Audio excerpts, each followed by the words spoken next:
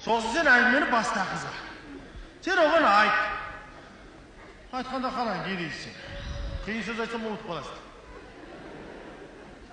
Мен сен айт енді оған.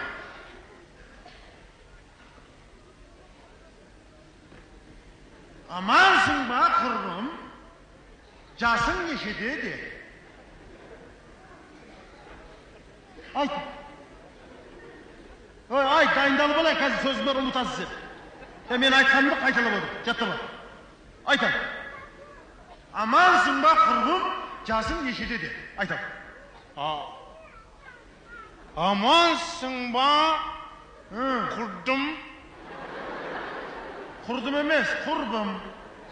Амансың ба, құрбым? Амансың ба, құрдым?